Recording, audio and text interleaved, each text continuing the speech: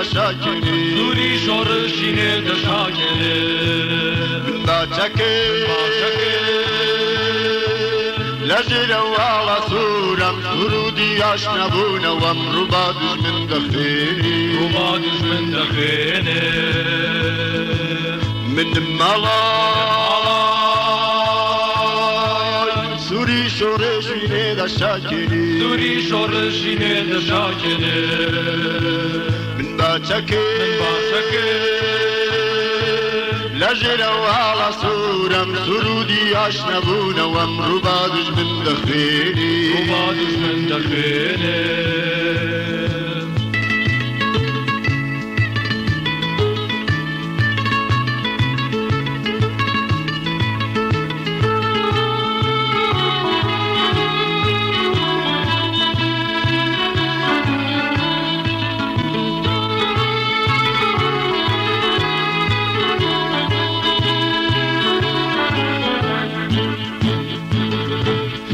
مرگی وشیارم رگی سختم لریا چکی دست بیری مشکم مجدی دوار روشی تیا دش مرگی وشیارم رگی سختم لریا چکی دست بیری مشکم مجدی دوار روشی تیا من دمالا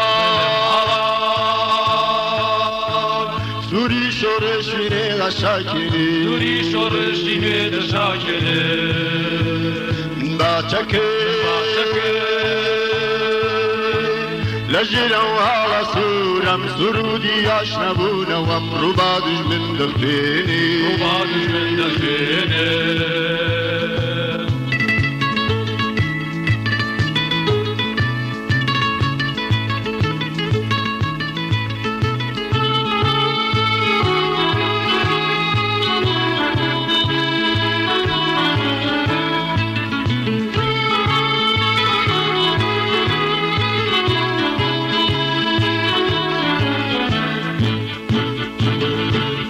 برزلوت که یامانجی خم بیرون بستم لخباد وازنارینم تا نبینم سرباستی برزلوت که یامانجی خم بیرون بستم لخباد وازنارینم تا نبینم سرباستی من مالا سوری شورشینه دشاکنی سوری شورشینه دشاکنی من باچکه لجن والا سورم سرودی آشنبونم ربا دشمن دخینی ربا دشمن دخینی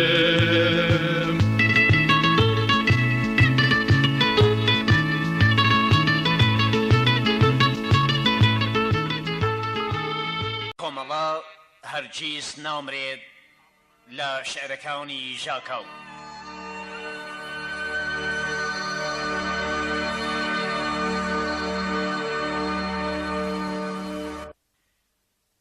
ئەی ئەوەی لە نووسیندا مارکسیزمی تۆخی تۆخن بەڵام سپر بەرەو خوار بکردەوە. ئەی ئەوانەی لە نووسیندا مارکسیزمی تۆخی تۆخن بەڵام لە سپر بەرەو خوار بکردەوە. پێتان وا بوو بەو هەنگاوەی ئەو جارەتان بڕواونامەی ناو کۆمەڵی ڕەنجدەران ئەسرنەوە. نا وشکە خەیاڵێکە و بیت و باڵۆرەیەکی نزمە. ڕۆژێک داهات کە ڕەشرین بڕوانامەی نووسراوەتان لە مێژووی ژینا شەتەک بوو. بەشێکی زۆر لە کارنامەی ڕابردووشی ئەسڕینەوە. کۆمەڵە هەرگیز نامرێ و باڵی حیزبی کۆمۆنیستە.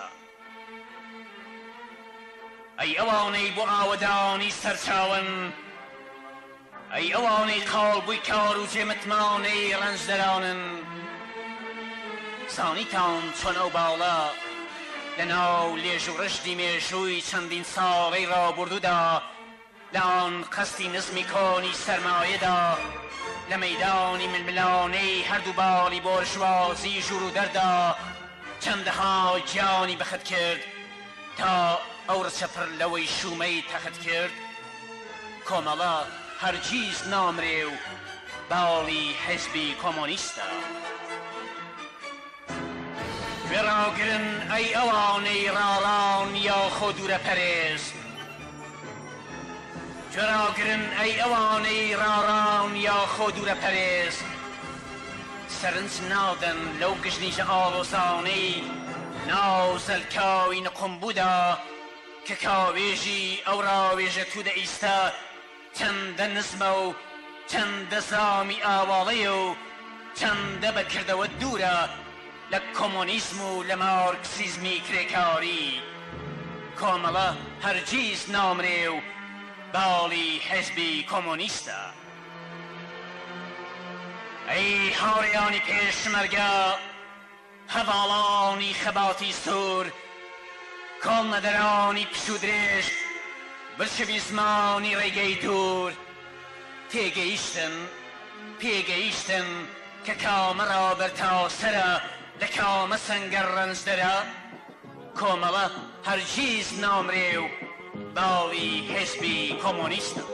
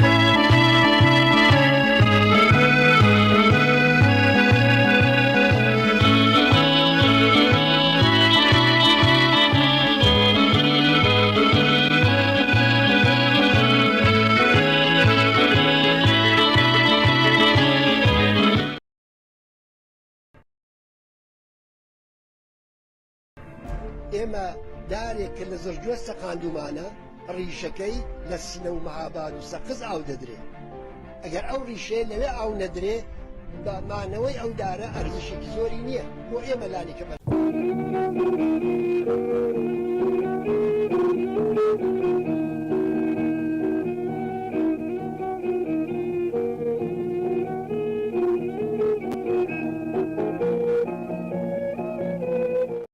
ڕێزگرتن لە خەبات و تێکۆشانی هێزێکە کە ئاسۆی استراتێژی سۆسیالیستی لە بزوتنەوەی کوردستان ڕووناک و گەشت ڕاگرتووە. ڕۆژی ڕێزگرتنە لە تێکۆشانی بێوچانی کۆمەڵە لە پێناو پاراستنی بەرژەوەندی کرێکاران و زەحمەتکێشان، لە پێناو دابینکردنی مافی دیاریکردنی چارەنووس و نەهێشتنی هەر چەشنە هەڵاواتنێکی نەتەوایەتی جینسی و چینایەتی.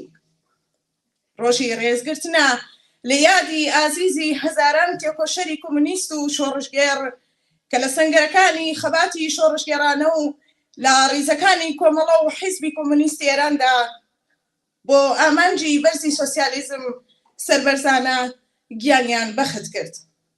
ڕۆژی کۆمەڵە ڕۆژی جەژنی سەرجەم کرێکاران و زەحمەتکێشان و هەموو ئازادی خوازانی کوردستان و ئێرانە. میوانە خۆشەویستەکان، بەشداروانی عزیز، سڵاو، ئەم کاتتان باش. لەلایەن خۆم و کمیتەی بەڕێوەبەری مەراسمی 26 ڕەوەندان ڕۆژی کۆمەڵە بە گەرمی بەخێراتنی سەرجەم ئێوەی ئازیز دەکەین. زۆر سپاسان دەکەین کە لە ڕێگای دوور و نزیکەوە بەشداری ئەم ڕۆژە مێژوویەتان کردووە و بە هاتنتان زۆر شادومانین. بەڕێزان، مەراسمی ئەمڕۆمان بەم جۆرە دەبێت کە پێتانی ڕادەگەێنم. سەرەتای مەراسمەکە بە سرودی ئینتەرناسیۆناڵ سرودی هاوپشتی جیهانی چینی کرێکار دەست پێ دەکات. پاشان بۆ ڕێزگرتن لە یاد و فیداکاری سەرجەم گیانبەختکردوانی ڕێگای ئازادی و سۆسیالیزم دەقیقەیەک بە بێدەنگی بەسەر پێوە ڕادەوەستین.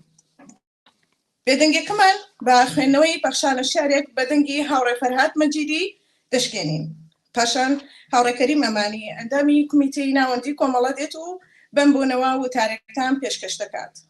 دواتر ڤیدیۆ کلیپێک سرودێکی شۆڕژگێڕانە بە شێوەی کلیپ بڵاو دەبێتەوە.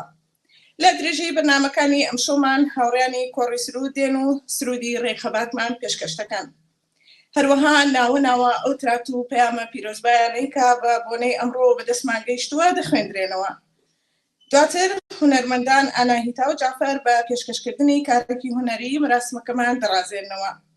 لە دوای پشوویەکی کورت و نان خواردنێک مەراسمەکە بە شایی و هەڵپەڕکێ کۆتایی پێدێنین بۆ هیوای کە مەراسمەکەمان جێگەی سوود و ڕەزامەندی ئێوەی ئازیز بێت. ئێستاش ئێمە میوانمان هەیە کە ئاسمانی هوڵەتدین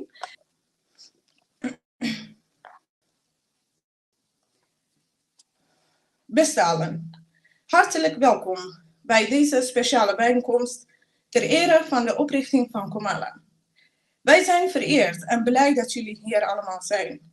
Het is een bijzondere dag voor ons allemaal. Comala is een politieke beweging die al vele jaren opkomt voor de autonomie, gelijke rechten en vrijheid. Comala is altijd tegen onderdrukking en discriminatie geweest en heeft een belangrijke rol gespeeld in het opkomen voor de belangen van de Koerdische gemeenschap. Vandaag is een speciale dag waarop wij stilstaan bij de moed en vastberadenheid van de oprichters van Comala, die hun leven hebben gewijd aan het streven naar een eerlijke samenleving. We eren vandaag hun nalatenschap en vieren de voortdurende strijd van Comala voor vrijheid en gelijkheid.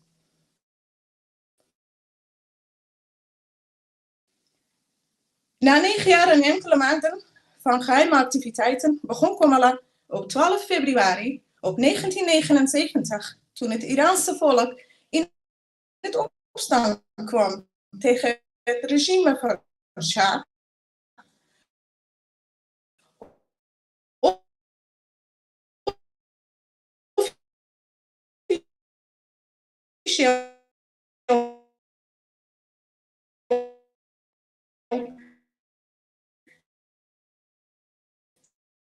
Zijn openlijke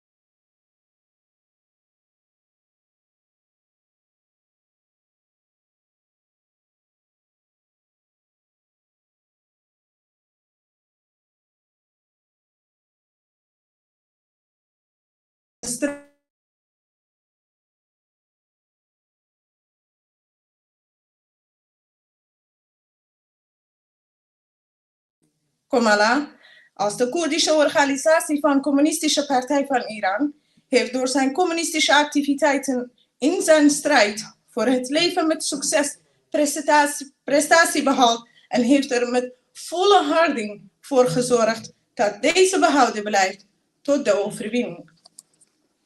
Beste aanwezigen, onze herdenkingsprogramma ziet er als volgt.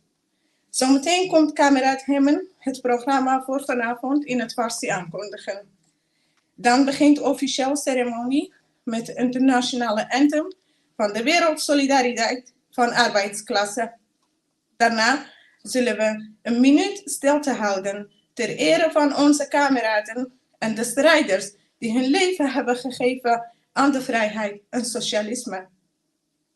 We doorbreken de stilte met een gedicht die wordt voorgedragen door onze kameraad Farhad Majidi.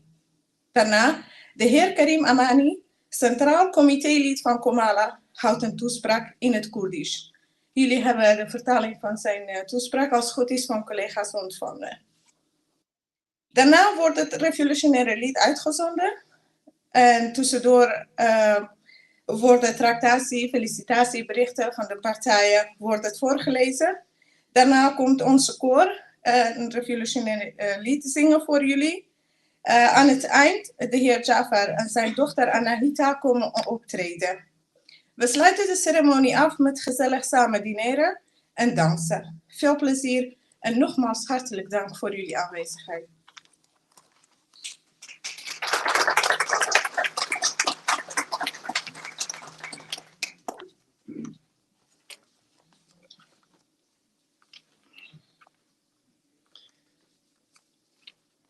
بیست بهمن روز کومله است. در 26 بهمن سال 1357 کومله به مناسبت جان باختن رفیق محمد حسین کریمی از بنیانگذاران کمونیست و فداکار خود و از 9 سال فعالیت مخفی فعالیت علنی خود را اعلام نمود.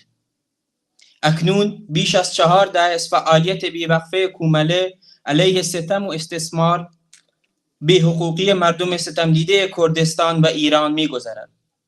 بیش از 45 سال تلاش پیگیرانه کومله در جهت تحقق آرمان‌های انسانی و سوسیالیستی اثرات انکارناپذیر و ملموسی در جامعه کردستان بر جای گذاشته است. ما روز کومله را با کارگران و زحمتکشان، کادرها، پیشمرگان و هواداران کومله به خانواده رفقای جانباخته و زندانیان سیاسی صمیمانه تبریک میگوییم. حضار گرامی و میهمانان عزیز، ضمن خوشامدگویی و تبریک به مناسبت 26 بهمن 45مین سال روز علنی شدن کومله و با تشکر از شما که زحمت کشیده از راه دور و نزدیک به این مراسم تشریف آورده اید تا با هم این روز تاریخی و فرخنده را گرامی بداریم، مراسمی را برایتان تدارک دیده ایم که فهرست برنامه‌هایشان به این ترتیب است. نخست مراسم را با سرود انترناسیونال، سرود همبستگی جهانی طبقه کارگر آغاز می‌کنیم. سپس در گرامی داشت یاد عزیزان جانباخته راه آزادی و سوسیالیسم 1 دقیقه سکوت اختیار می‌کنیم. سکوت را با قطع شعری انقلابی از طرف رفیق فرهاد مجیدی خواهیم شکست. در ادامه پیام کمیته مرکزی کومله توسط رفیق کریم امانی عضو کمیته مرکزی کومله ایراد خواهد شد. متن سخنان رفیق کریم امانی به زبان فارسی ترجمه و اختیار شما عزیزان قرار گرفته است. البته قابل توجه حضار گرامی که سخنان رفیق کریم به زبان کردی خواهد بود. در ادامه برنامه رفقای گروه سرودی را اجرا خواهند کرد. همچنین رفقا جعفر و آناهیتا امیری با اجرای سرود و موزیک انقلابی مراسم امشب را مزین می‌فرمایند. ترکت و پیام‌های تبریکی که بدین مناسبت از طرف احزاب و سازمان‌های سیاسی به دست ما رسیده‌اند نیز در این میان برنامه‌ها قرائت خواهند شد. بعد از استراحت و صرف شام مراسم امشب را با رقص و شادی به پایان خواهیم رساند. با آرزوی شبی سرشار از شادی و خوشی برای همه شما عزیزان. اکنون مراسم را با سرود انترناسیونال، سرود همبستگی جهانی طبقه کارگر آغاز می‌کنیم.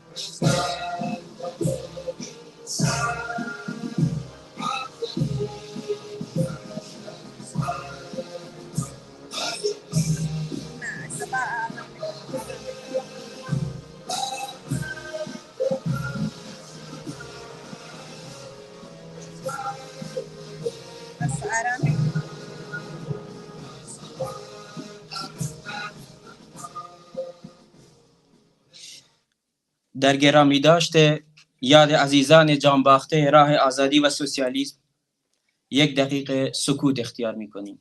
We houden nu een minuut stilte ter nagedachtenis en respect voor onze kameraden.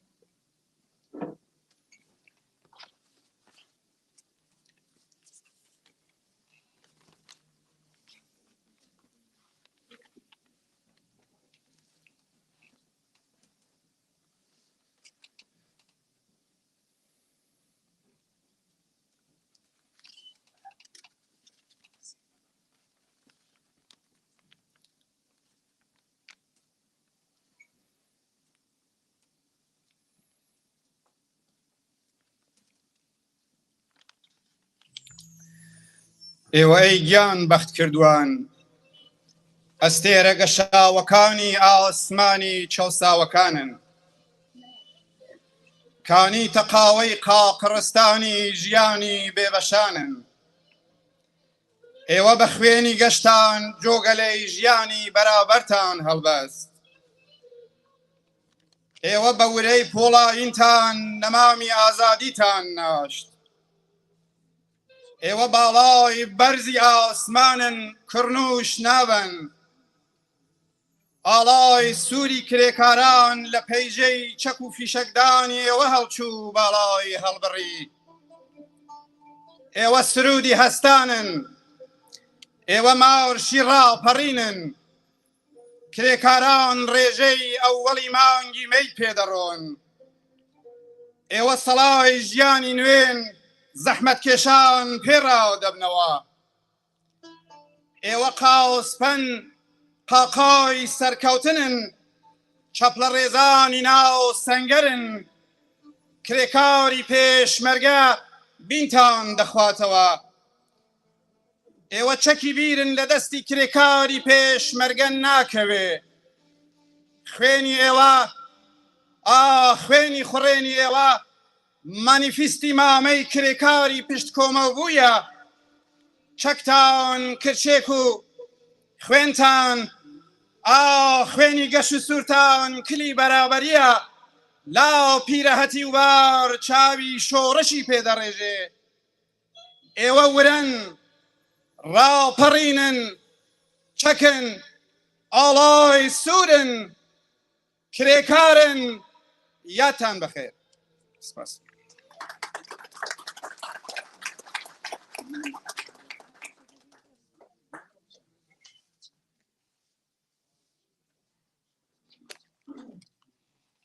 ژنانی زۆر لێکرا و ئازادی خواست.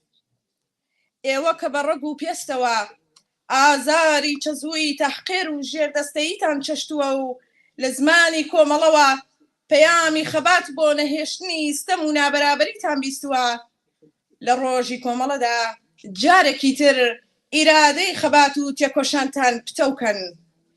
خەباتی ئێوە لە دژی یاساکانی حکوومەتی ئیسلامی و هەموو فەرهەنگی پیاومەزنانە لە هەرجێک بێ خەباتی کۆمەڵەیە. هەر هەنگاوێکی ئێوە بەرەو ئازادی و بەرابەری هەنگاوێکە بۆ بەهێزکردنی سەرجەمی خەباتی شۆڕشگێڕانەی کرێکاران و بێبەشان. سڵاو دەنێرین بۆ وشیاری و فیداکاری و ئیرادەی شۆڕشگێڕانەتان. ئازیزان، ئێستش لەم بەشەدا داوا دەکەم لە هاوڕێ کەریم ئەمانی ئەندامی کومیتەی ناوەندی کۆمەڵا بێت و بەمبوونەوە وتارەکەی پێشکەش بکە. تکایە هاوڕێ کەریم.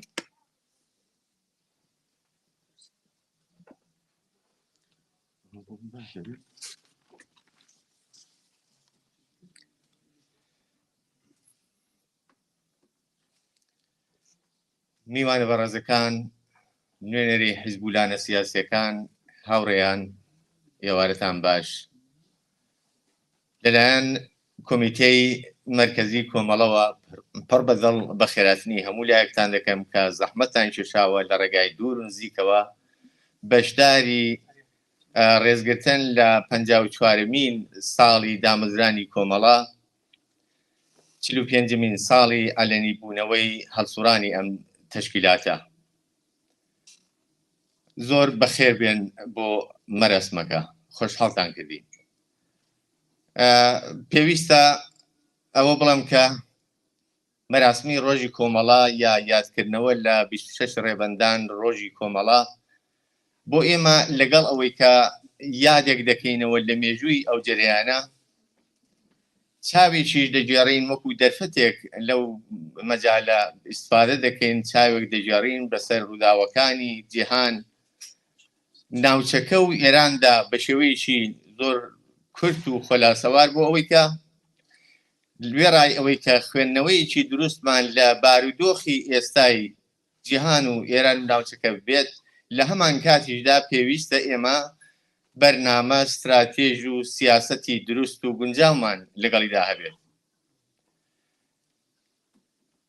هەمووتان ئاگادارن کە زۆر بەداخەوە ئێمە ئەمساڵ لە هەلومەرجێکدا یادی کۆمەڵە دەکەینەوە، 26 ڕێبەندان ڕێز لە دەگرین کە جیهان بە شێوەیەکی گشتی ناوچەکە و ئێران و کوردستانیش بە تایبەتی لەگەڵ ئەوەی کە ساڵێکی پڕ لە نەهامەتی، لە شەڕ و شۆر، لە کاولکاری، ئاوارەبوون، زۆر ڕووداوی دڵتەزێن تێپەڕیان کرد. لە هەمان کاتیشدا داهاتوویەکی دڵخۆشکەرمان لە پێش نییە و چ بەسا شاهیدی ئەو ڕووداوانە لە داهاتوویشدا دەبین. لە زمرەی ئەو ڕووداوانەی کە زۆر سەرەشین، ئەگەرچی ڕووداوەکان زۆرن، بەڵام هەروەکو هەمومان شاهیدین ئێستا دنیا بە کۆمەڵێک قەیرانی بەرچاودا تێدەپەڕێت. ئەو قەیرانانە لە سەرانسەری دنیادا دەتوانن هەم جۆرێک مەترسی بن، هەستیار بن و هەم لەگەڵ ئەوەشدا بۆ بەرەی ئازادی خواست، بۆ بەرەی خواهانی ڕزگاری لەو زەلکاوەی کە سەرمایەداری خوڵقاندوویەتی دەتوانێت دەرفەتیش بێت. هەموو شاهیدین کە ئێستا کارەسات و ئاسەوارە ماڵوێرانکەرەکانی ڤیرۆسی کۆڕۆنا یا پەتای کۆڕۆنا بەسەر کۆمەلگاکانەوە ماوە، چ لەباری ئابووری وە لەباری کۆمەڵایەتەکەیەوە کە ئێمە شاهیدی شەڕی ئوکراین دەبین. شەڕی ئوکراین نزیک بۆتەوە لە 2 ساڵی ئەگەر هەڵە نەبم و ئێستاش هەروە بەردەوامە. ئەو شەڕە بۆتە هۆکاری ئەوەی کە بە ملیۆنان ئینسانی تووشی ئاوارەیی و دەربەدەری کردووە، بە سەدان هەزار ئینسان کوژرا و بریندار بوون.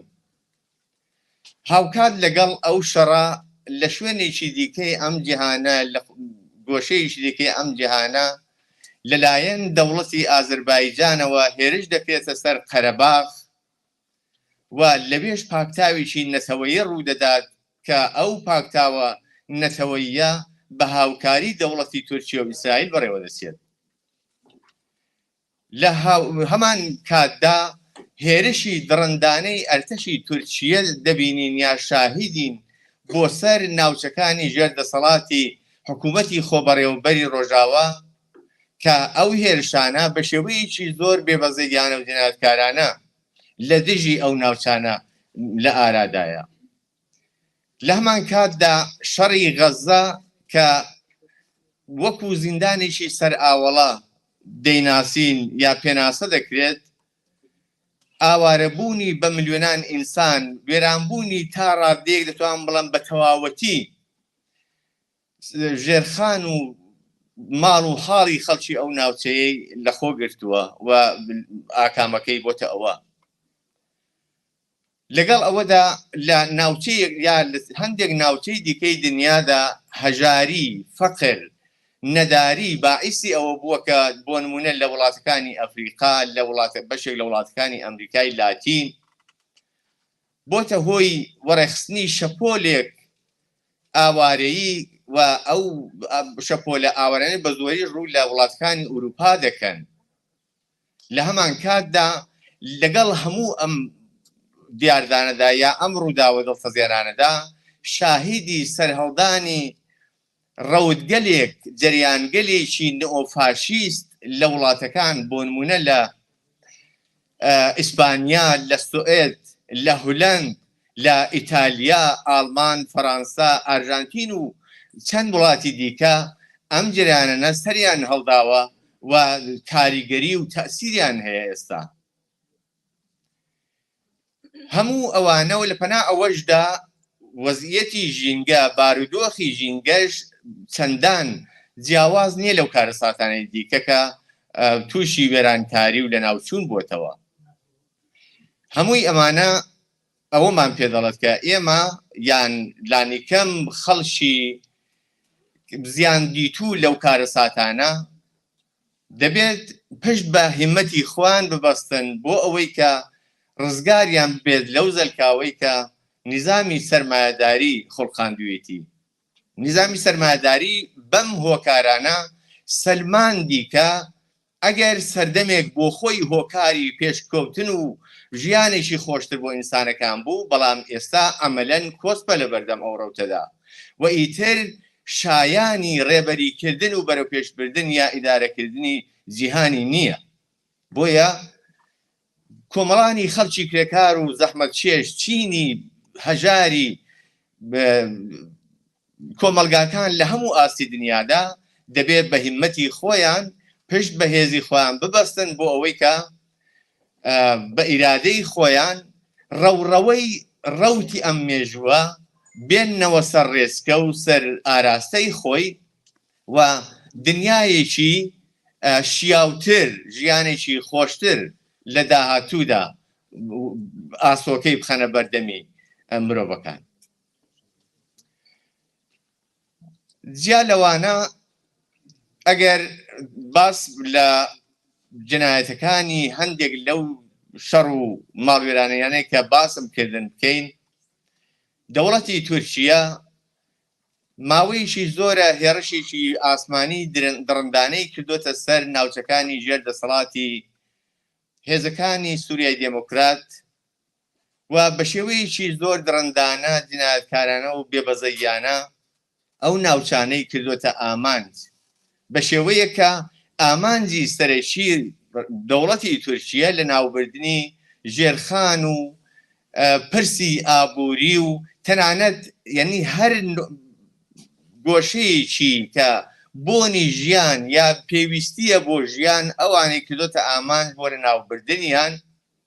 لەو ڕێگایەوە جیاواز لەوەی کە هەوڵ دەدات کوشت و کوشتارێکی کەم وێنە جنایەتکارانە لە خەڵکی مەدەنی بەڕێوە دەبات، لە هەمان حاڵدا بە لەبەربردنی ئەم ژێرخان و پێداویستیانە و ئەو دامەزراوانەی کە لە ماوەی ئەو چەند ساڵەدا بە خوێنی زیاتر لە 11,000 ئینسانی تێکۆشەر وەدی هاتووە و سەرپیان خستووە بە لە ناوبردننی ئەوانە دەیەوێت مەجای ژیان بۆ خەڵکی ئەو ناوچەیە نەهێڵێتەوە و ئەمەلەن ئەو خەڵکە کۆچ پێ بکە و جۆرێک لە جۆرەکان دێموگرافیایی ئەو ناوچەیە بگۆڕێت.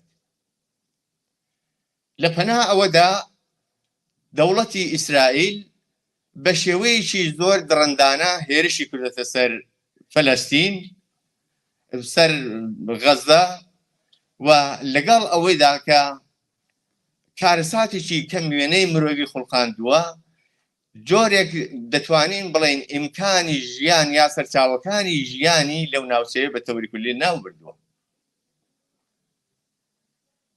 لە ئێران ئەگەر باسی وەزعیەتی ئێران بکەین دیارە ئەو نکاتەی کە سەرتیتر ئیشارەم پێکردن هەمووی باس هەڵدەگرن، هەمووی دەکرێت بە وەرزی زیاتر ئیشارەیان پێ بکرێ، بەڵام بەهۆی کەمی کاتەوە بۆی کە زۆر وەختان نەگرم تیتروار بەسەریاندا دەڕۆمەوە. دەچمە سەرباسی ئێران.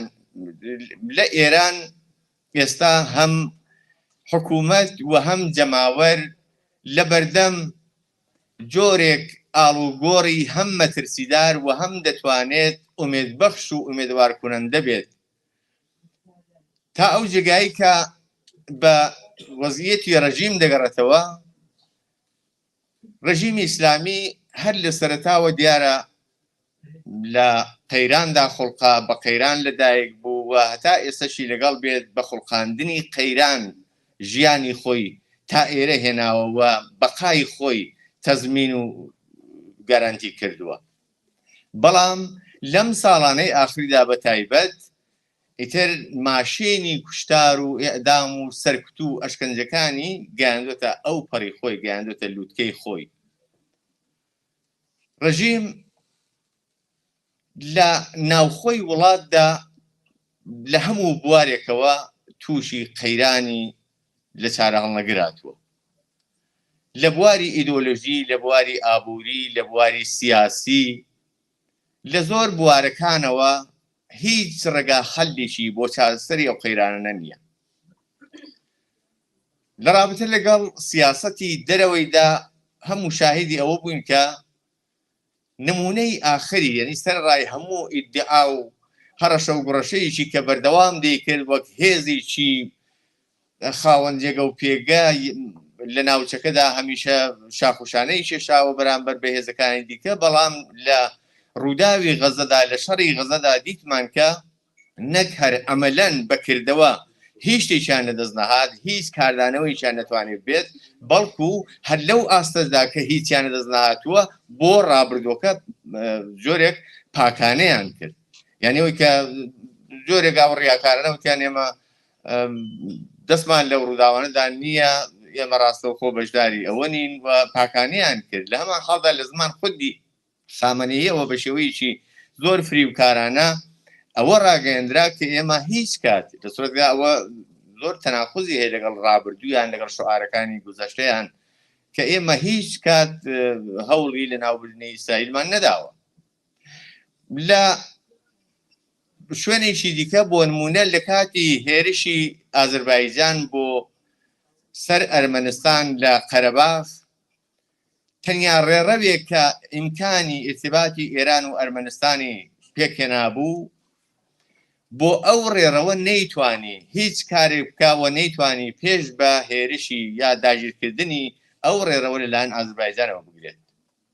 لە شوێنێکی دیکە دەسەڵاتێکی کۆنەپەرستر لە خۆی وەکو تاڵبان لە ئەفغانستان هاتووەتە سەرکار، بەڵام لە عینی حاڵدا بۆ بەشەئاوی ئێران لە چۆمی هیرمەند نەیتوانی تەنانەت ئیدعای ئەو ئاوە بکاوە لە خۆی ڕانەدی لە بەرامبەر تاڵباندا بوەستێتەوە یا ئیدعای بەشەئاوی ئێران بکە ئەو جۆرێک کە پێویستە. هەرچەند هەندێک تەلاشیان کرد، بەڵام دیارە زعفەکانی ئەوەندە ئاشکران کە تاڵبانیش تەنانەت لەو زعفانە کەڵکی وەرگرتووە هەتا ئێستاشی لەگەڵ بێت خەترەیەک ئاوی لەو سەهمێک کە دەبوو بێرە بە ئێران نەداوە. لە هەمان حاڵدا لەگەڵ هەموو ئەو وەزیەتی کە باسمان کرد لەم ئاخراندا جۆرێک تووشی سەر لە شێواوی پەلەقاژەی نەشیا و ئەمەلکردی کە دەتوان بڵم خوێندنەوەی بۆ نەکراوە دەستیدا ئەوانە بۆ ئەوەی کە هەم لەلایەکەوە ئەو زەعفانەی خۆی پێدا پۆشێت هەم لەلایەکەوە دڵی لایەن و دەوروبەرەکانی خۆی پێ خۆش بکەوە ئەوانی پێ بە قەناعەت بگەێنێ و لە عینی حاڵیشدا جۆرێک ئەو زێهنیەکان بێستا ئاراستەی دیدگاکان بەرەو دەرەوە بەرەو مەسائلێکی خارج لە چوارچێوەی ئێران و لە مشکلات و گرفتەکانی ناوخۆی ئێران ڕابشێشێت دیتمان هەر لەو فاصلەیەشی چەند ڕۆژەدا هێرشی کردە سەر پاکستان هێرشی کردە سەر هەرێمی کوردستان لە عێراق و سەر سووریا بە ناوی ئەوەی کە گویا جبرانی هێرشایشی کردێتەوە کە لەلایەن ئەمریکا لەلایەن ئیسرائیل کە هەمووی تەناقوزی بووە ئەو تەوجیهاتانێک کە بۆ ئەوانی هێناوە لە ڕابطە لەگەڵ جەماوەردا لە بەرامبەر ئەو وەزیەتەی کە ڕژیم ئێستا تێدایە دیارە ڕژیم لە کاتێکدا کە هاتە سەرکار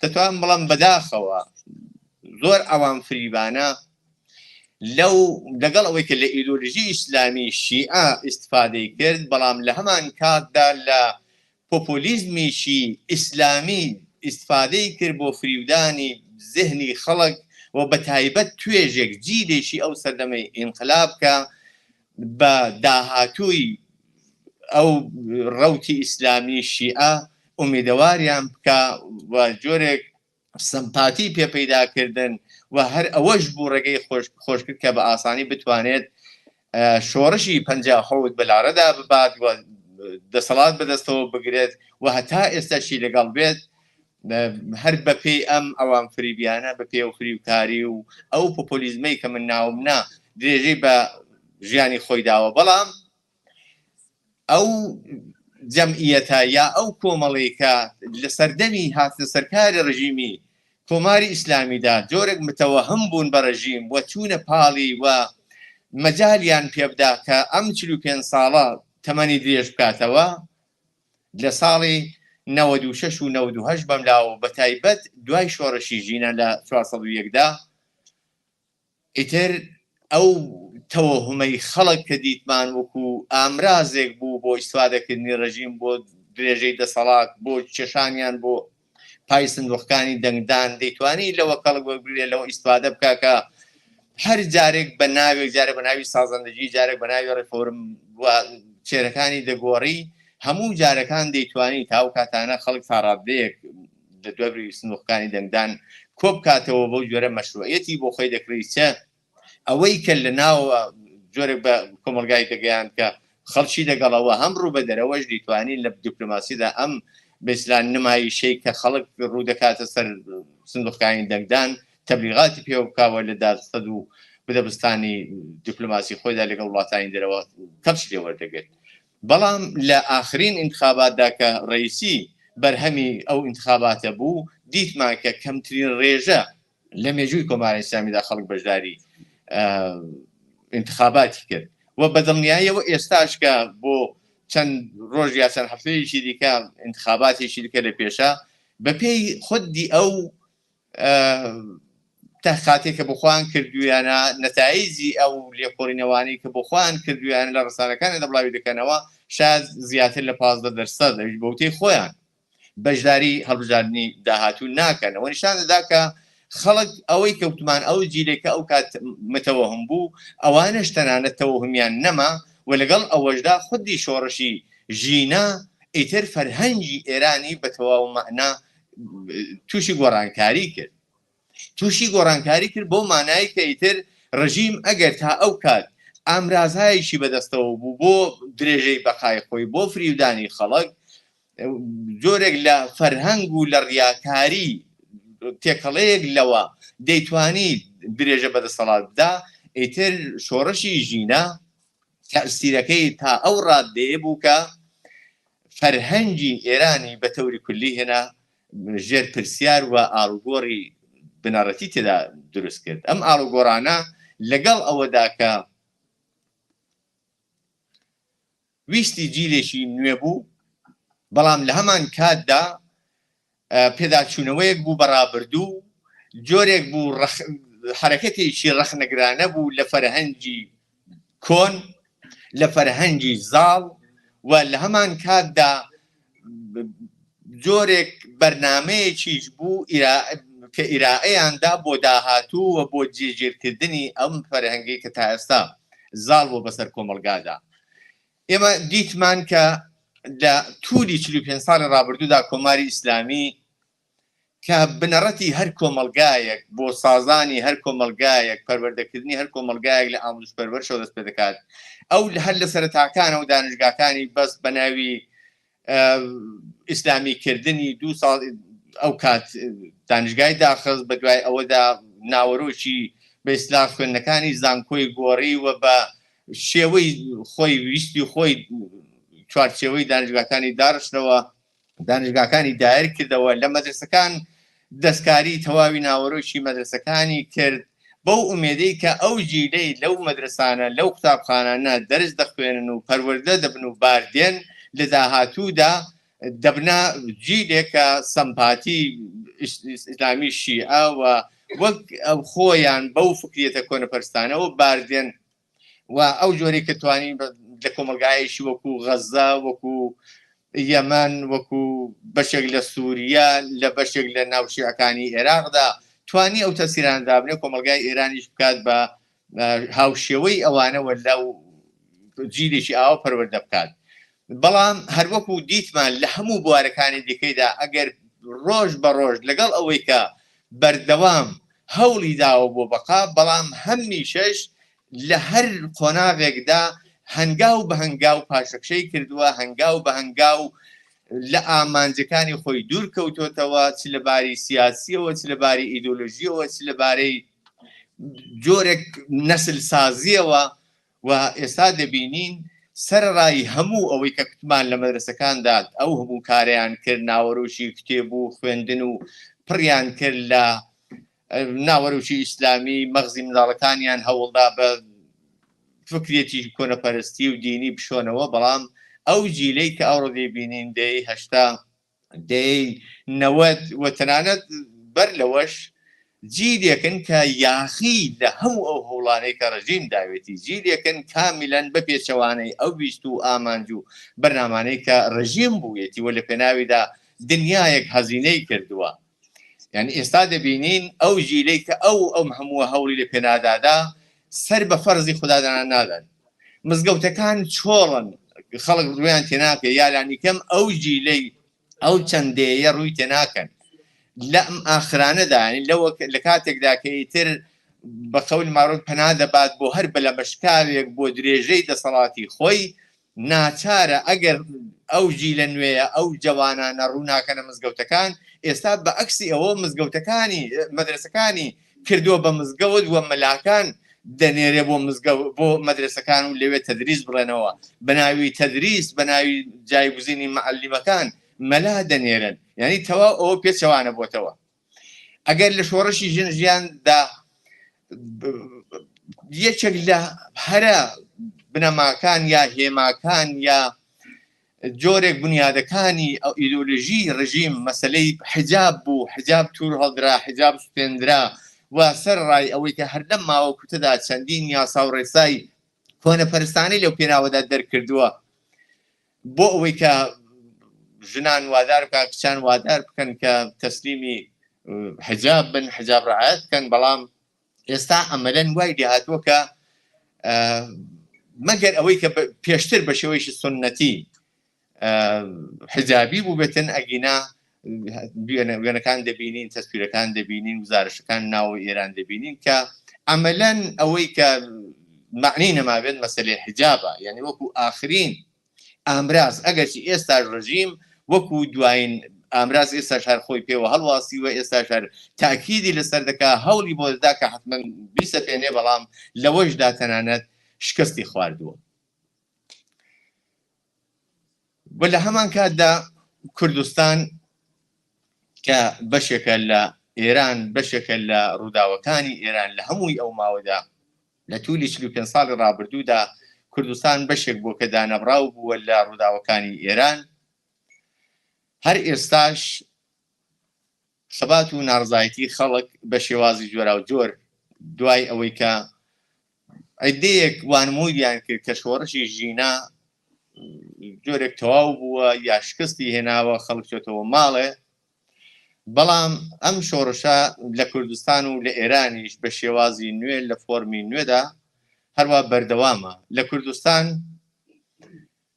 کە شوێنێکی تەحەزوب یافتە خەڵکێکی وشیار لە ئاستی سیاسیدا لە پلەیەکی بەرزدا بوونی هەیە، جیاواز لەوەی کە زۆر لە حرەکەتە نەمادینەکان زۆر لە حرەکەتەکانی کە لە ڕابردوودا وەکو مانگت نەگشتەکان بینیمانە و شاهیدی بووین، لە زۆر بواری دیکەدا وەکو هەر ئێستا بنەماڵەی گیانبەختکردوان لە شۆڕشی ژینادا و تەنانەت پێشتریش ئێستا پیانەوە پەیوەست بوون بە شێوەیەکی ڕێکخرا و خەریکی هەوڵدانن و خەریکی دادخوازین.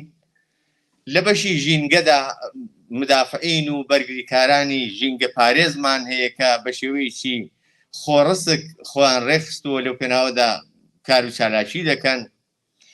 لە بوارەکانی دیکەی وەکو حرەکەتی کرێکاری ڕێکخراوە کرێکاریەکاندا خەڵک خەریکی خۆ بەڕێخستن و خۆیان ڕێک دەخەن و لەو زەمینەدا بەردەوام چالاکی دەکەن. ڕێکخراوی معەلیمان، ڕێکخراوی ژنان، زۆر ڕێکخراوی دیکە کۆڕ و کۆمەڵی هونەری و شانۆیی و ئەدەبی، ئەمانە هەمووی لە بەشایەک لە بوارایەکی جۆرا و جۆردا خۆیان ڕێخستووە و بەردەوام لە کوردستانەوانە لە ئارادان لە حاڵی چالاشیدان و لە هەمان حاڵدا لە ئاخرین ڕووداودا ئێمە شاهیدی ئەوە بووین بۆ ئەوەی کە تایبەتمەندیشی دیکە وەکو تایبەتمەندی لە کوردستان بدەین بەدەستەوە لەم ئاخراندا کە بەداخەوە چوارلاوی شۆڕژێری هەڵسوڕاوی سیاسی لە ناو ڕژیمی ئیسلامیەوە ئێدام کرا بۆ مەحکومکردنی ئەو جنایەتە. لە فراخانێکی زۆر کورتماوەدا خەڵک بەدەنگە و فراخانەوە هاتن و لە نمایشی یا لە حرەکەتێکی دیکەی کە لە ڕابردووشدا تەجروبیان کردبوو کەم وێنەدا بە پیر ئەو فراخانەوە هاتن شاهێدی مانگنهێکی گشتی سەراسەری لە کوردستان بووین. یعنی ئەوە نیشان دەدا کە کوردستان لە هەر حاڵەتێکدا شوێنێکە کە کۆمەلگایەکی زیندوو، کۆمەلگایەکی سیاسی و پڕ لە تەحەرک و لە ڕوودا و لە حرەکاتی پێشڕەوی سیاسیە بە شێوازی جۆرا و جۆر. بەڵام لە هەمان حاڵیشدا لە ئێرانیش ئێمە شاهیدی ئەوە بووین کە لە ئاستی سەراسەریدا بە شێوەیەکی گشتی بە دوای شۆڕشی ژینادا خەڵک یا چینە جۆرا و جۆرەکان توێژە جۆرا و جۆرەکان ئەمەلەن لە پراکتیکدا خەریکن دروشمی ژنژیان ئازادی بە پراتیک دەردێنن. یعنی ئەگەر بۆ مەسەلەی ژن هەر ئێستا دەبینین باسمان کرد مەسەلەی حجاب ئیتر معنایشی نەماوە و شجاعەت و بوێری و نەترسیەکی کەموێنەی ژنان لەو بواردا دەبینین و ڕژیمیان تووشی دەستەپاچەیی و سەر لێشەواوی کردووە. ئەمە لە پێناو یان وەکو مەسەلەی ژن وەکو دروشم لە پێناو مەسەلەی ژندا، لە پێناو مەسەلەی ژیانیشدا ئێمە هاوزەمان دەبینین کە خەباتی کرێکاران بەردەوام لە ئارادایە ماگرتنەکانیان، خەباتی معەلیمان، خاننشینان و لە زۆر بواری دیکەدا ئەوانە خەباتی داواکارین، مەتالباتین. ئەو بەشەی لە بەیسلا خەباتی متالباتی لە پێناو ژیاندا خەبات دەکەن. پس ئەوەش یەکێک لە وشانەی ژن ژیان، ئەمەش بۆ ژیانەکە خەڵک بۆی تێدەکۆشێ. مەسەلەی ئازادی لەم ئاخریانەدا بە تایبەت نمونەی هەرە بەرجەستەیان مەسەلەی مانگرتنی 60 و چەند ژن لە زیندانەکانی ڕژیمدا بووین. یعنی زۆر بوێرانە دەرسی شجاعەتیان بە ئێمەمانان بەخشی. لە ژێر دەسەڵاتی جەنایەتکارترین ڕژیمدا ئەو شجاعەتیان بەخەرزدا کە بۆ مەحکومکردنی ئێعدام کردەوە جەنایەتکارەکانی ڕژیم مانیان لە خواردنگرت یا زۆر شتی دیکە ارتباط و پەیوەندیەک یعنی خەباتێکە لە دەرەوەی زیندانەکان هەیە جۆرێک لێک هەڵپێکراوە لەگەڵ ناوەی زیندان بە دەلیلی شەهامەتێکە زیندانیەکان ئەسیرەکان دیلەکان ناو چوارچەوەی سیاساڵەکان لە ڕژیمدا لەخوا نیشان دەدەن بۆیە ئەمەش بۆ مەسلەی ئازادی لەوێژدا دەتوانین بڵین بەکردەوە دروشمی ئازادی تەرجمە دەکرێتەوە لەو شەرایطەدا ئێمە سەرڕای هەموو ئەوانەی کە باسم کرد خاڵی پۆزتیڤن خاڵی ئەرێنین بەش بە حاڵی جەماوەر و هاوسەنگی هێزی بەلانی جەماوەردا شکاندوتەوە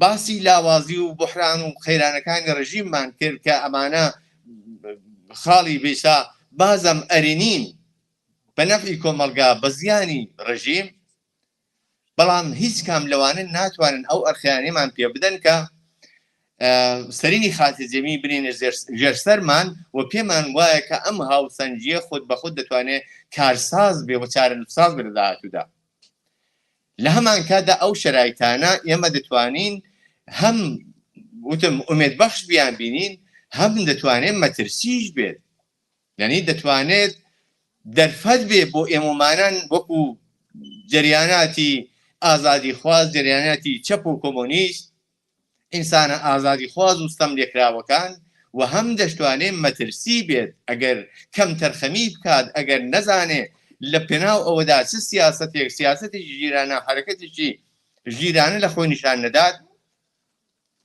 دەتوانێت ئەوە مەترسی بێت مەترسیەکێک لە ئەو خاڵانەی کە زۆر مەترسیە بۆ سەر ئەم بارودۆخە بۆ سەر ئەم شۆڕەشە لەو هەلومەرجێک کە باسمانگە کە تێیدا قەراری گرتووە ئەوەیە کە شاهیدین لە دەرەوەی وڵات ئۆپۆزیسیۆنی بۆرژوازی بەرەی ڕاست کە زۆر پشتیان بە هێزە ئیمپریالیستیەکان بە زلهێزەکان بەستووە بۆ ئەوەی کە پشتیوانیان بکەن پشتیوانیان بن لە ئەگەری هەر ئاڵوگۆڕێکدا کە لە ئێران دەیانوێت پێک بێت لەگەڵ بەرەیەک لە ئێراندا کە خاوەن جێگە و پێگەن خاوەن تەشکیلاتن ئەمەلەن خاوەن ڕێکخراون خاوەن چێهرە و کادری کافین وەکو بێستا ئەو بەرەی ڕیفۆرمی دوورخراوە ڕیفۆرمخوازی دوورخراوە لە دەسەڵات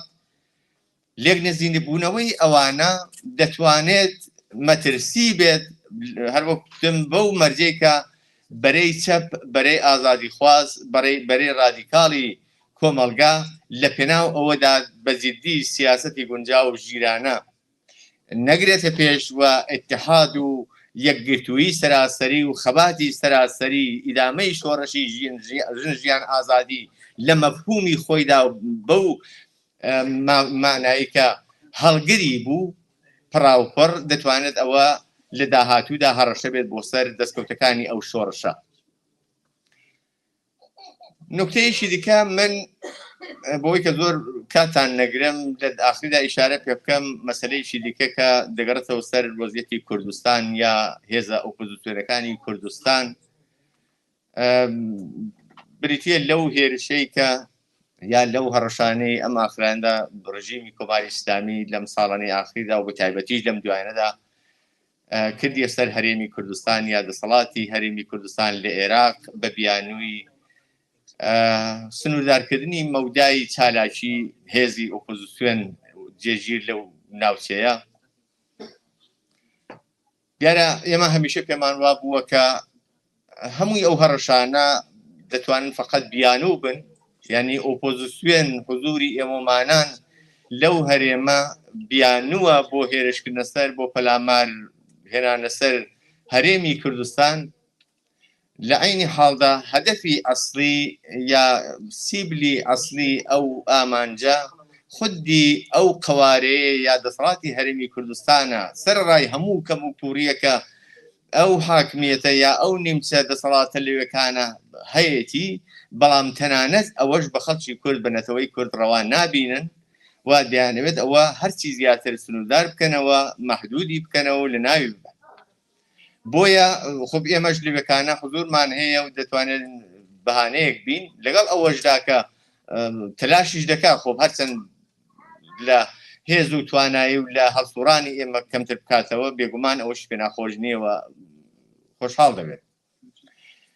بۆیە ئێمە وەکو تەشکیلاتی کۆمەڵە لەم پێناوەدا سیاسەتێکمان هەیە و سیاسەتە لە چەند خاڵدا ئێمە خۆلاسەمان کردوتەوە ڕامانگەاند و تاکیدمان لەسەر کردوتەوە کە بریتیە لەوەی کە ئێمە وەکو گرنگجیەک وەک ئەولویەتێک وەک پێویستیەک مانەوە لە هەرێمی کوردستان و درێژەی چالاکی سیاسی خۆمان لە هەرێمی کوردستان بە گرنگ دەزانین و پێداگری لەسەر دەکەین.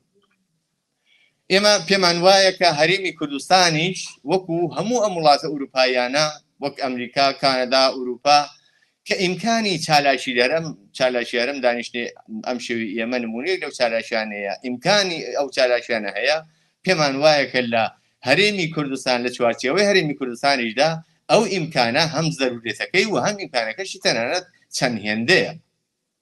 بۆیە مانەوە بۆ ئێمە لەوێ دەتوانێت ئەو زەرورەتە بەرجەسە بکاتەوە یا لەوەدا خۆی بینێتەوە. لە هەمان کاتدا مەوقعیەتی ئۆپۆزیسیۆنی ئێرانی و ئۆپۆزیسیۆنی کورد لە هەرێمی کوردستان و بەتایبەت تەشکیلاتی کۆمەڵەش لەو ناوچەیە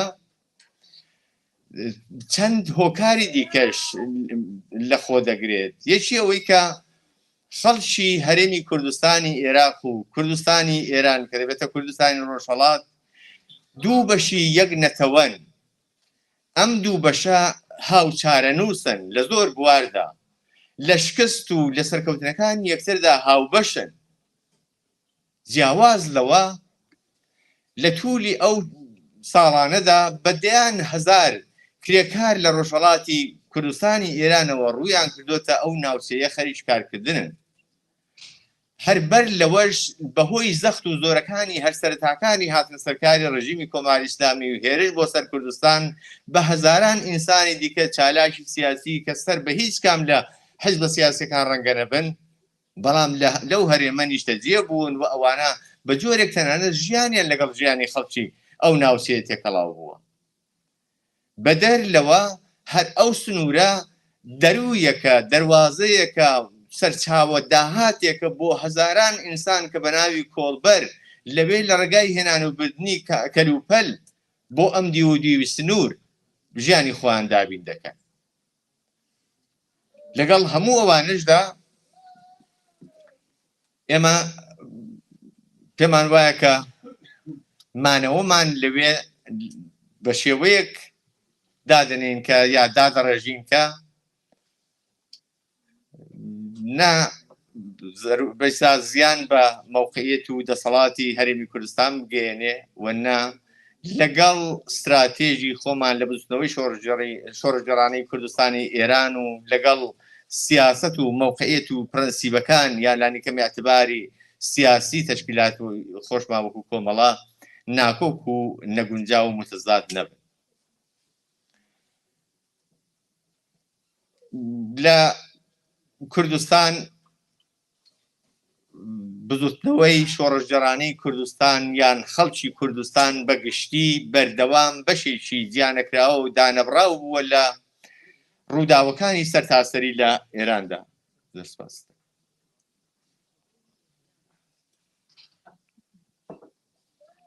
ببورن. بەردەوام بزوتنەوەی کوردستان لە ڕووداوە سەرتاسەرەکانی ئێراندا نەبراوە بەشێکی کاریگەر و موەسر بووە هەمیشە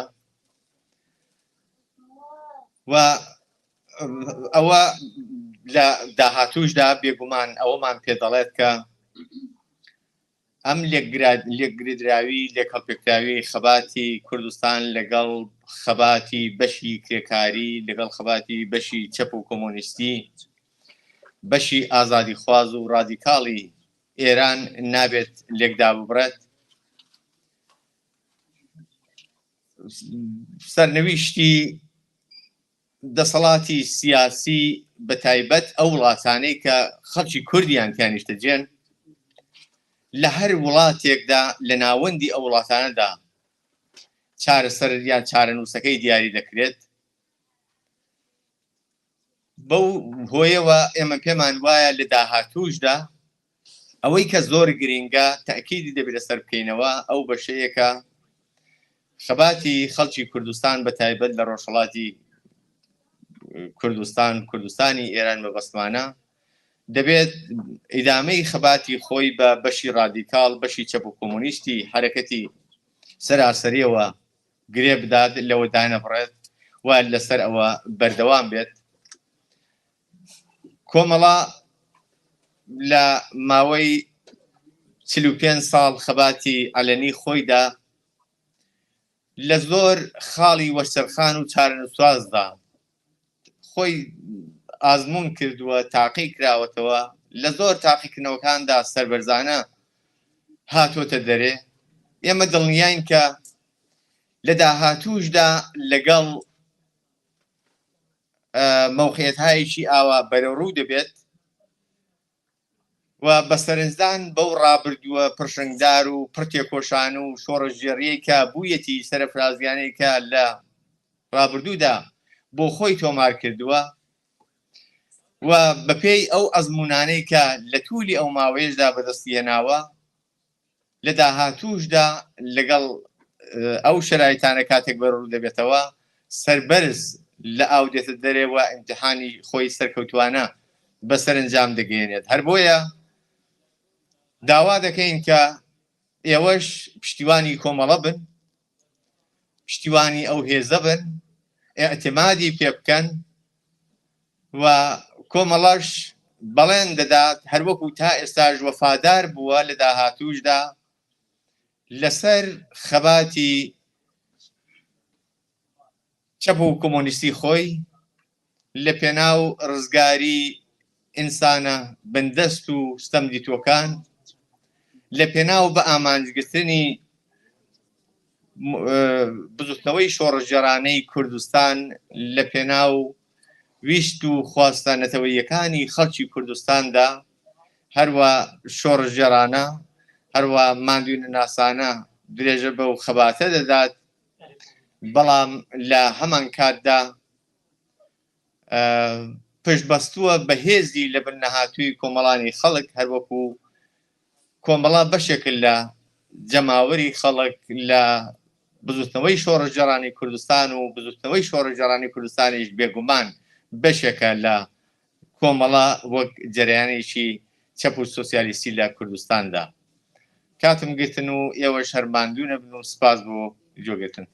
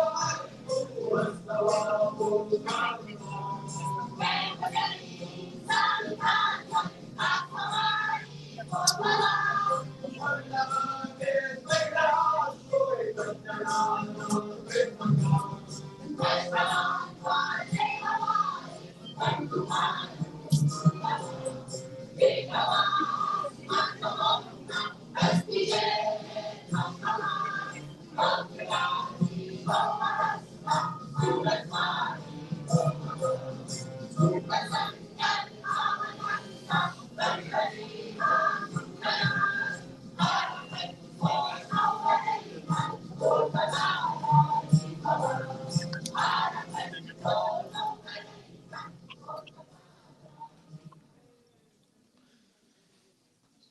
26 بهمن روز کومله، روز گرامی داشت تلاش سازمانی است که افق سوسیالیسم را به سوی جامعه کردستان گشود.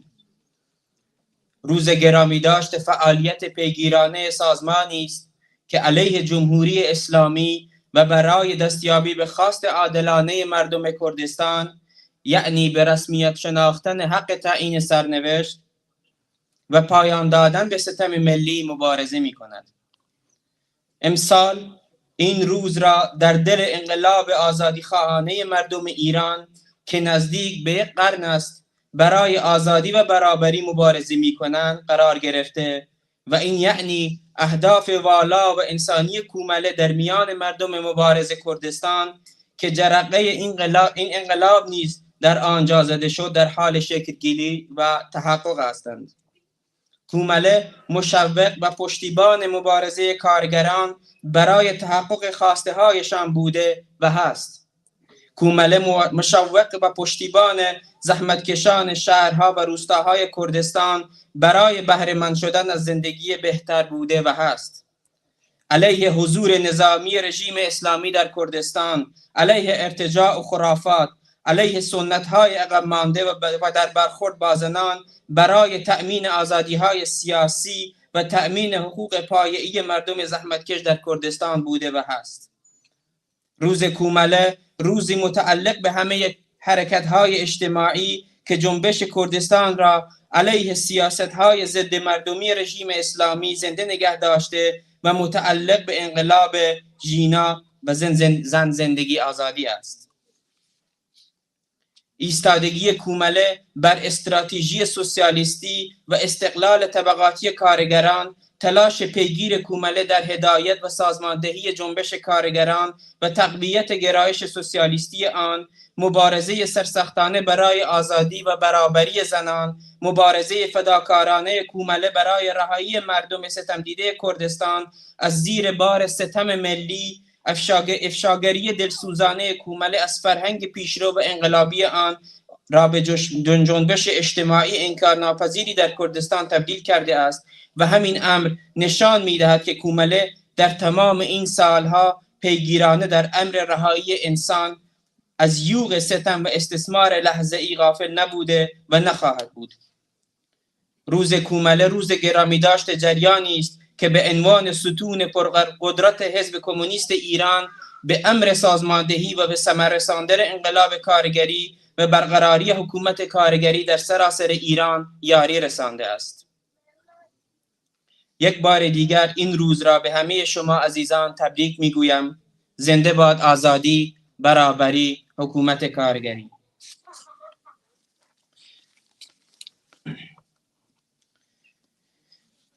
سازمان 8 مارس ایران افغانستان، حزب کمونیست کارگری ایران، کمیته آزادی زندانیان سیاسی و رفیق جعفر زحمت کشیده و دست گل‌هایی را به مناسبت روز کومله پیشکش این روز کرده‌اند. از شما صمیمانه تشکر می‌کنیم.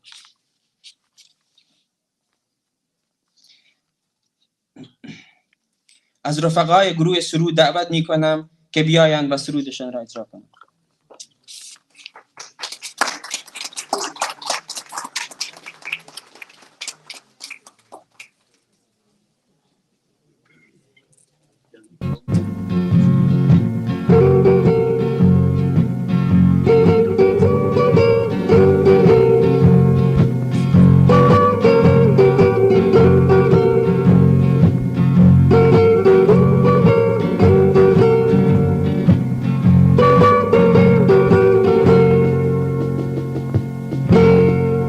شکودار دنکلینان لجمع دو دوام لباسی استمو چوسانوا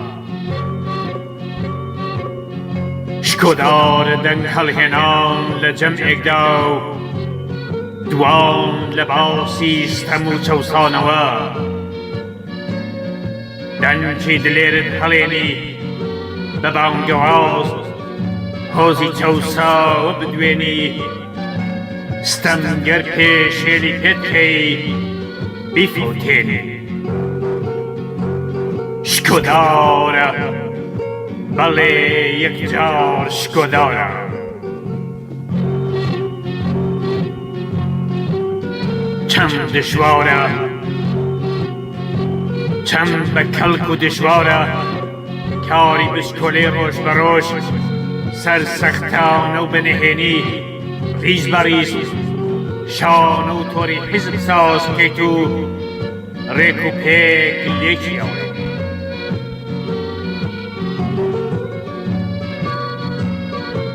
لپیش چاوی دا چکاوی لشکری زور و سرمایه قصه کردن لو حاوش دا خاون قصه کدا شاردن تناند کاتی سرکوتن سرکوتو که به هزار پیچ و پنادا درباز کردن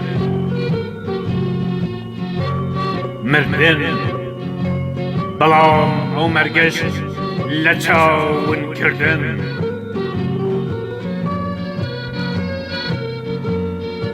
چه به دل به جان نروا لپیناو نالبان جی برزدا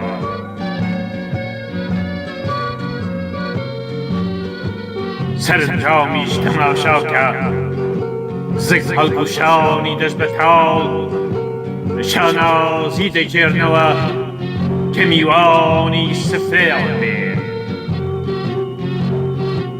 دریان شپولی به هزن که هزنی باشاری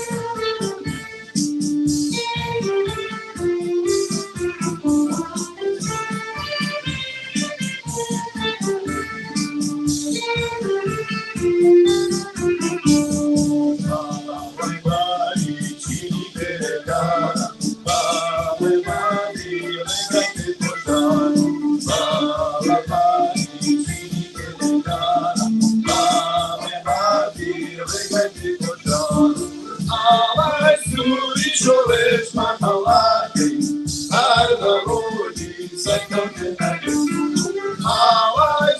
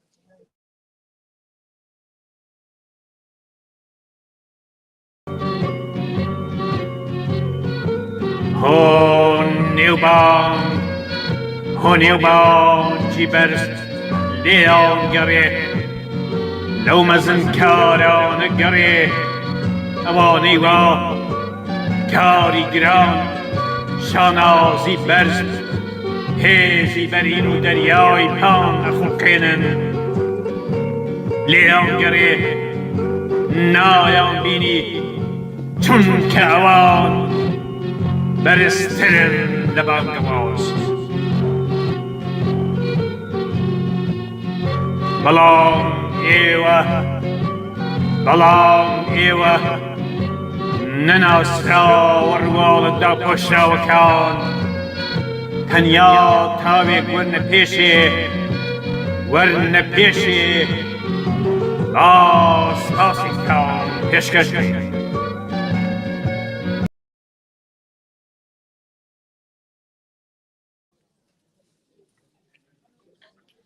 بیستوشەشی ڕێبەندان ڕۆژی کۆمەڵەیە.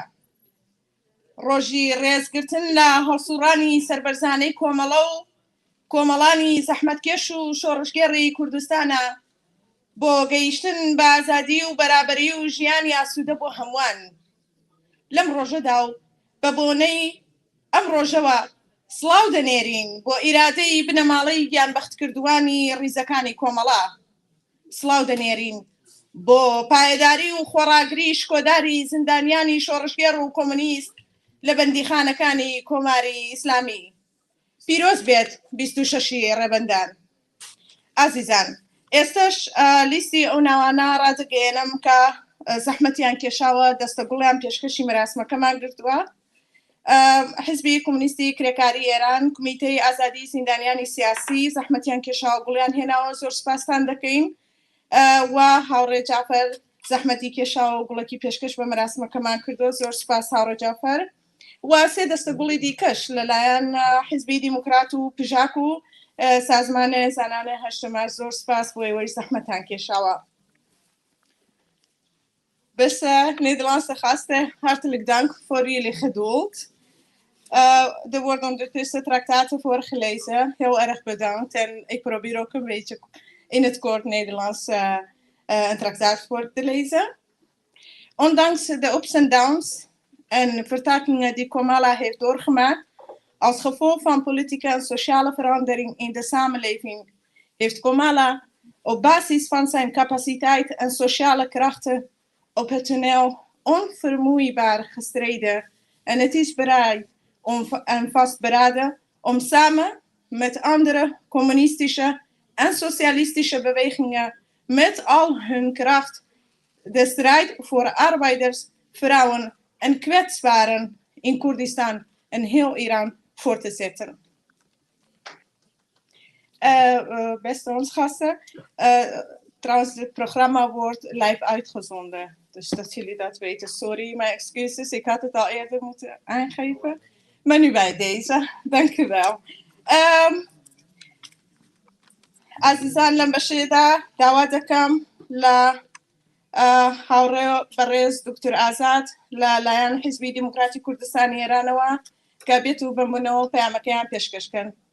دکتۆر ئازاد فەرمووی.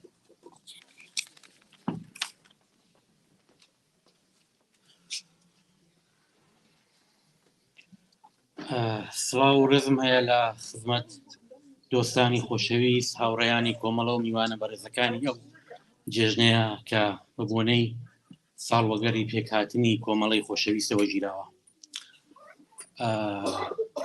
Dear Dutch participants, welcome to this celebration. من لە ماوەیەکی 4-5 دقیقەیەدا حەز دەکەم ئاماژە بەوە بکەم ڕەمزی مانەوەی کۆمەڵا و باقی حیزبە سیاسەکانی دیکەی کوردستان لە ساحەی سیاسیدا چییە؟ وێڕای زۆر هۆکاری دیکە، چون من پێم وایە وسولەم پێم وایە هیچ پەدیدەیەکی سیاسی یا کۆمەڵایەتی ناتوانێت تەکعیلەتی بێ. بەڵام وێڕای هەموو هۆکارەکانی ئەمانەوەی حیزبە سیاسەکانی کوردستان لە ساحەدا و بەرگرتنی پەیوەندیەکی ئۆرگانیک لەگەڵ کۆمەلگا هۆکارێکی سەرەکی هەیە بۆ مانەوەی ئەو حیزبانە لە ساحەی سیاسی و کۆمەڵایەتی کوردستاندا وەک بەشێکی گرنگ لە ئێران. ئەویش ئەوەیە کە بە تەبیعەت و سروشتی پێک هاتنی حیزبە سیاسیەکان وەختێک باسی حیزبی سیاسی دەکرێت لە دەوری چی کۆ دەبنەوە حیزبە سیاسیەکان بە دەوری چیدا ساز دەبن کە لێنە کۆمەڵایەتیەکان شکافهای اجتماعی سوشیال کلیویج ئەحزابی سیاسی لە دەوری ئەو گەپانە لە دەوری ئەو کەلێنە ئیجتماعیانە کۆ دەبنەوە کەلێنی نەتەوەیی یا شکافی ملی حزبی ناسیۆنالیستی میلیگەرا وەک حزبی دموکراتی کوردستان ساز دەکات. کەلێنی مەزهەبی دەبێتە هۆکاری تەشکیلبوون یا بەرهەمهاتوی حزبی مەزهەبی وەکو بۆ وێنە مەکتەبی قورئان لە کوردستان. حزبی کەلێنی جنسیەتی دەبێتە بەرهەمهێنی ئەحزابی فێمینیست و کەلێنی ئابووری ئەکۆنۆمیک کلیویج یا شکافی اقتصادی یا شکافی تەبەقاتی دەبێتە هۆکاری سازبوونی ئەحزابی کۆمۆنیست سۆسیالیست و ئەو حزبانەی کە نوێنەرایەتی تەبەقەیەک دەکەن بە نێوی تەبەقەی فرودەست یا پرۆلتاریا یا کاریگەر کە کۆمەڵە یەکێک لەو حیزبانەیە. کۆمەڵە لە دۆخێکی جیاواز لە مێژووی کۆمەڵایەتی و سیاسی ئێراندا پێک دێت. دیارە لە ئێران کەلێنی ئیجتماعی شکافی ئیجتماعی زۆرە، شکافی سنەت و مۆدێرنیتە، شکافی نەسلی جنریشن کلیویج یا گەپ، شکافی جنسیەتی، شکافی نەتەوەیی، شکافی ئەو هەموو شکافە متعددەی کە لە بەستێنی کۆمەڵایەتی ئێراندا بوونیان هەیەوە دەبنە هۆکاری سازبوونی جنبشهای اجتماعی ئەحزابی سیاسی یان هاتاو ئەو دامەزراوە مەدەنیانەی کە بە دەوری ئەو کەلێنانەدا ساز دەبن کە بەرهەمی ڕەوتێکی مێژوویی بەرهەمی خەسارە کۆمەڵایەتەکانی یەک کۆمەلگان. بەڵام کۆمەڵە لە چ بارودۆخێکدا لە چ دۆخێکدا دێتە لەدایک بوون. ساڵی 1342 لە ئێران هێندێک ڕێفۆرم دەکرێت، دەوڵەتی محەممەد ڕەزا شای پەهلەوی هێندێک ڕێفۆرم دەکات، ڕێفۆرمی کۆمەڵایەتی و سیاسی دەکات کە هێندێک لە خاڵەکانی گرنگترین خاڵی بە بڕوای من مڵغاکردنەوەی سیستمی ئەرباب و ڕەعیەتیە و دواتر گەشەی اقتصادیە کە لەسەر بنەمای بە سەنعەتیکردنی ئێران قەراروایە اتفاق بکەوێت. مڵغابوونەوەی نظامی ئەرباب و ڕەعیەتی بە شێوەیەکی نیمبەند لە ئێران ئیجرا دەکرێت. هۆکارەکەی هێندێک خەساری کۆمەڵایەتی بەدوودادێ، هەم سەنعەتیکردنی ئێران خەساری کۆمەڵایەتی بەدوودادێ و هەم مڵغاکردنی نیمبەند و نادروست ئیجراکردنی ئەو پرۆسەیە دەبێتە چی؟ دەبێتە هۆی سازبوونی نظامێکی شارنشینی سەقەت و نابەرابەر لە ئێراندا. شارەکان تەوسعە پەیدا دەکەن، بەشێکی زۆر لە خەڵکی جوتیار و وەرزێر ڕوو لە شارەکان دەکەن. بە سەنعەتی بوون کردنی ئێران باعثی ئەوە دەبێت شارەکان بە شێوەیەکی بەدقەوارە گەورە بنەوە. نظامێکی نائادڵانە و نابەرابەر لە شارەکانی ئێراندا ساز دەبێت. نابەرابەری دەبێتە یەکێکی دیکە لە خەسارە کۆمەڵایەتەکانی ئێران. دروستە بەشێک لە فەقر لە ئێران قەرەبوو دەکرێتەوە، ئاستی فەقیربوونی خەڵک کەم دەبێتەوە، ڕێژەی فەقیرەکان لە ئێران کەم دەبێتەوە. بەڵام ئیتفاقێکی زۆر گەورە دەکەوێت، ئەویش چییە؟ نابەرابەری زیاد دەکات، شکافی تەبەقاتی گەورەتر دەبێتەوە، بینی تەبەقەی فەرادەست و فرودەست گەپێکی گەورە ساز دەبێت. ئەوە لە نظامی سەقەتی شارنشینی ئێراندا ڕوودەدا و نابەرابەریەکی گەورەش لە فەزای ئێراندا هەیە. ئەو نابەرابەریە گەورە چیە؟ نابرابەری بینی حاشیە و مەرکەز، نظامێکی تەبەقاتی کە ئەو نظامە تەبەقاتیە حاکی لە ئاکانی ئەو بەرنامە سەقەتەیە کە دەوڵەتی پەهلەوی خەریکە ئەنجامی دەگەێنێ لەو دۆخێکی ئاوادا بە ئیزافەی ئەو فەزایە کە کوردستانی پێدا تێدەپەڕێ خەباتی چەکداری 46 کە کۆمیتەی ئینقلابی حزبی دموکراتی کوردستانی ئێران نوێنەرایەتی دەکا شکست دێنێ. ئەو فەزا نائومیدیە کە بە کوردستان و ئەو فەزا تەبەقاتیەی کە لە گشتی ئێراندا ساز بووە هەم لە نێشارەکاندا و هەم بە شێوەیەکی گشتی لە ئێراندا دەبێتە هۆی ئەوەی کە هێندێک ڕوونابیری کورد لە کوردستان بیر لە سازکردنی حزبێکی چەپ مارکسیست لەسەر لە دەوری شکافی تەبەقاتی بکەنەوە، کۆمەڵە لە دۆخێکی ئاوادا لەدایک دەبێت. بۆ دەڵێم ئەوە ڕەمزیمانەوەی حیزبەکان ئەوەیە کە حیزبە سیاسیەکانی کوردستان لەسەر تەبیعەت و ڕەوتی مێژوویی کۆمەلگاکەی خۆیان بەدی هاتوون. تەبیعەتی ئەو کۆمەلگایە دەبێتە هۆی سازبوونی حیزبی دموکراتی کوردستانی ئێران، دەبێتە هۆی سازبوونی کۆمەڵە و باقی حیزبەکانە حیزبە سیاسیەکانی دیکە. یەک ڕەوتی تاریخی و خەسارە کۆمەڵایەتەکان کە بەرهەمهێنی حیزبە سیاسیەکانن لە کوردستاندا و بۆیە حیزبە سیاسیەکان لە کوردستاندا پەیوەندیەکی ئۆرگانیکیان هەیە لەگەڵ خەڵکەکەی خۆیان. ئیتر ماشێنێک نین، ماشێنێکی مەکانیکی نین کە دەستور بدەن یا لە پەراوێزدا هێندێک کار بکەن و خەڵک فەرمان بدەن بە خەڵکەکەیان بە کۆمەلگاکەیان و هیچ شتێک لە کۆمەلگاکە وەرنەگرن.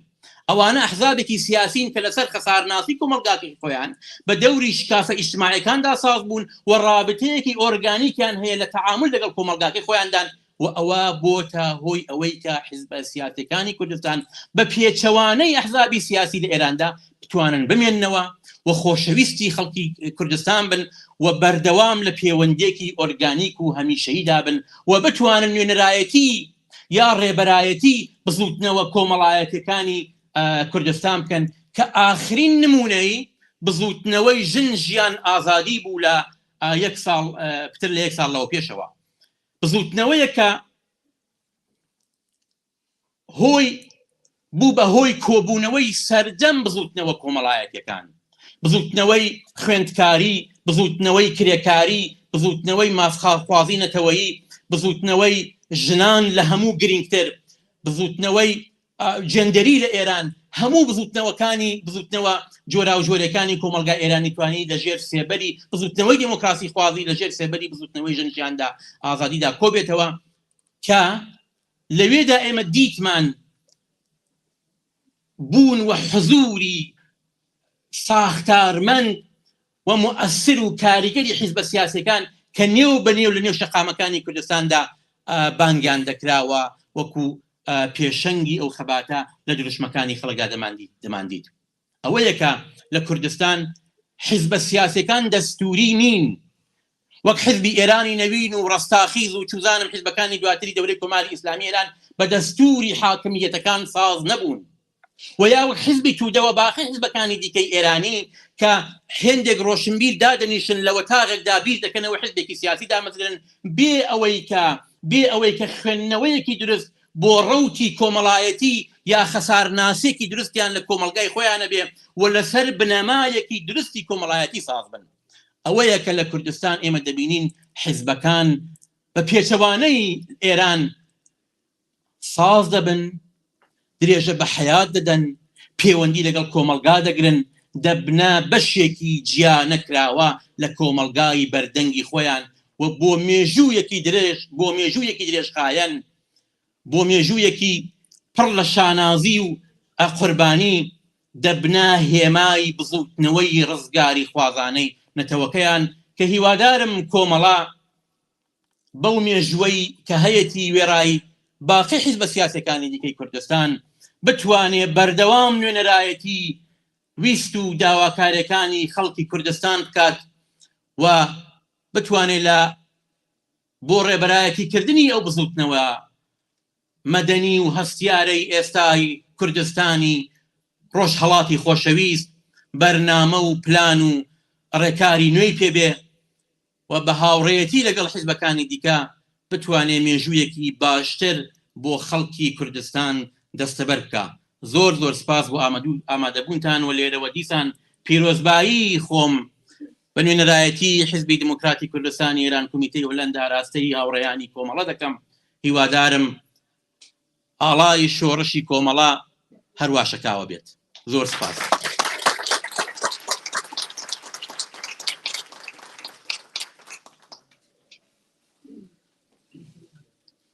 بیست و شەشی ڕێبەندان ڕۆژی کۆمەڵە ڕۆژی کرانەوەی ئاسۆی ڕزگاری بەخشی سۆسیالیستیە بەرەو ڕووی حرەکەتێکی شۆڕشگێڕانەی جەماوەری کرێکار و زەحمەتکێش لە کوردستان. ڕۆژی کرانەوەی دەواازەیەکی نوێیە بەرەو ڕووی کۆمەڵانی خەڵکی کوردستان لە خەباتی عادڵانە و ڕەوایاندا لە دژی دیکتاتۆری وستەم. ڕۆژی کۆمەڵە ڕەمزی دەستپێکردنی خەباتی بێپسانەوە و پەیگیری کرێکارانی وشیار و پێشڕەوی کوردستانە لە پێناو مافەکانی خەڵکی زەحمەتکێش و لە پێناو ئازادی و بەرابەری ڕاستەقینەدا. پیرۆز بێت 26 ڕێبەندان. بەڕێزان، ئێستاش هاوڕێ دەکەم لە داوای لێبوردن. بەڕێزان، ئێستاش داوا دەکەم لە بەڕێز سامان کە بێت لەلایەن پارتی ژیانی ئازادی کوردستانەوە وتارەکەیان بمبۆنەوە پێشکەش بکەن. هاوڕێ سامان تکایە فەرموو.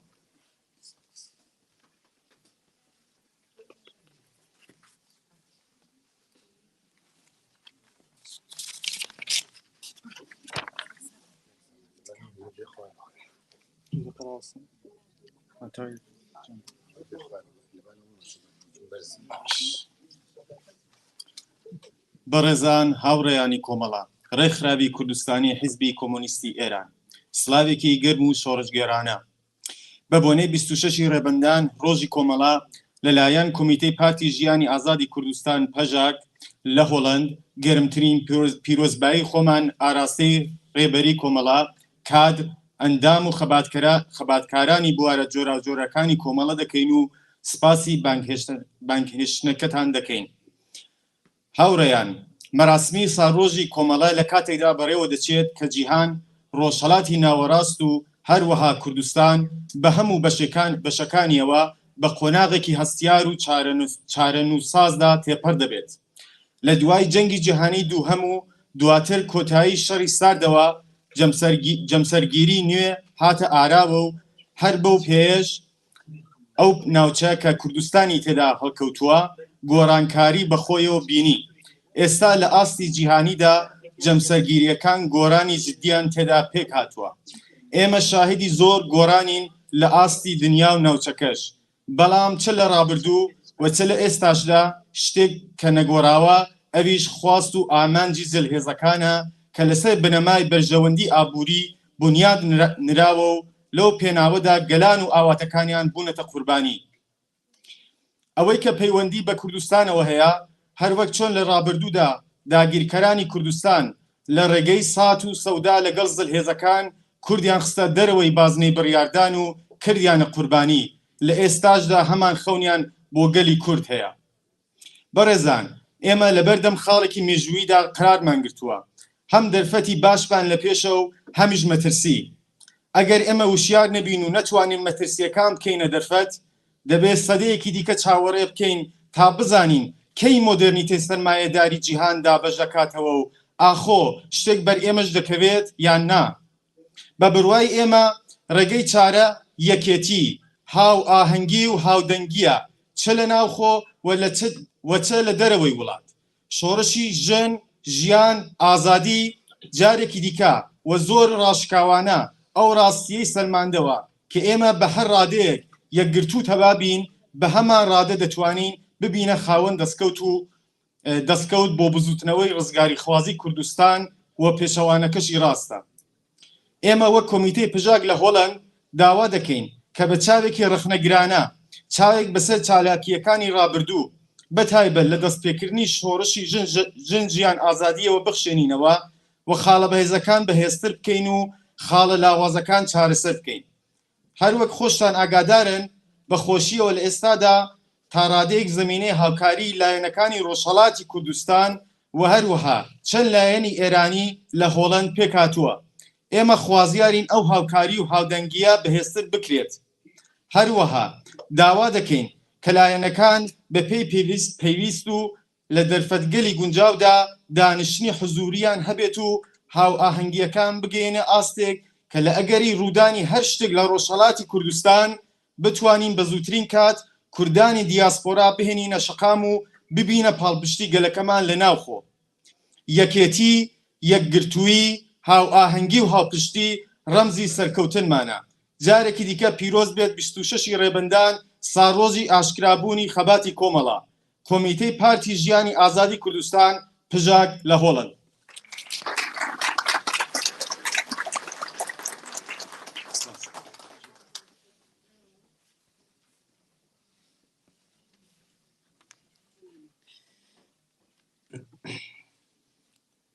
از رفقا جعفر و آناهیتای عزیز درخواست میکنیم تشریف بیارن برای اجرای برنامه هنریشان.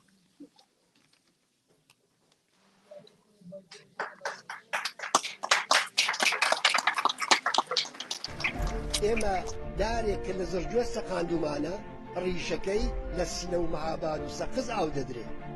ئەگەر ئەو ڕیشێ لەوێ ئاو نەدرێ مانەوەی ئەو دارە ئەرزشێکی زۆری نییە بۆ ئێمە لانێکەمە.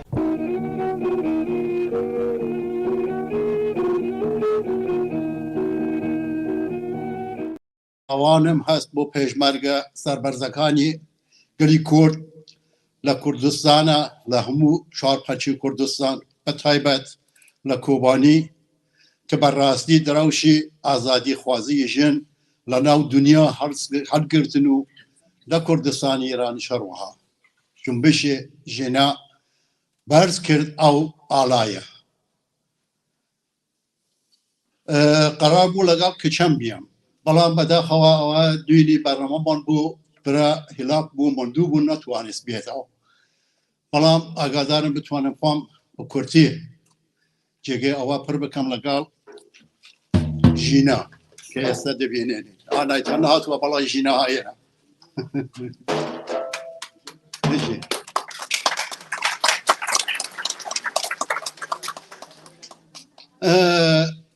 لە میشگەم بوو ئەو ڕێگەی خەبات بە کورتی بووتانین بکەم بێتەوە بخوانم بە جوانی و زۆر قەشنگ گروهی و کوڕ ئیجرای کرد و وازی لێنم، بەڵام سرۆدی پێشمەرگە ئەویشی ئەگەر شێعرەکەی هەندێک جێبێجێ بوو داوای لابوردن بووتان دەکەم، بەڵام ئەوی ئیجراەکەم و دانێکیشی سرودی لۆڕی بوو زندانیانی سیاسی کە بەڕاستی کاکە ناویان برد لە ناو زندانیشی ماوگردن دەکەن، ئێتیساب دەکەن، ئێتیسابی قەزا دەکەن و لە ناو زندان عەلەیهی خامێنەئی و عەلەیهی ئەو نظامی پوسیدە و خوێنمێژی جمهوری ئیسلامی دائم لە خەباتن و لە شەڕن و لە شۆڕشگەری. زۆر سپاس.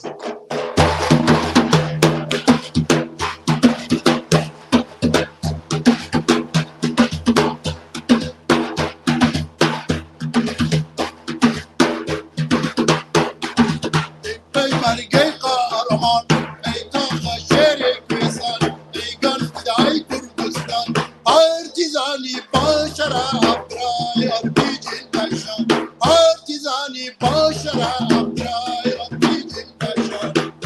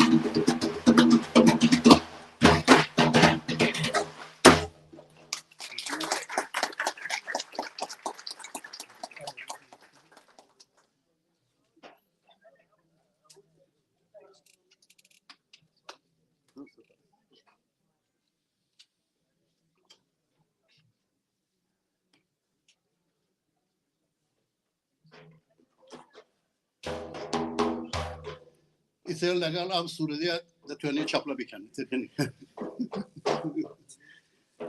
شۆری بە شۆرە دادی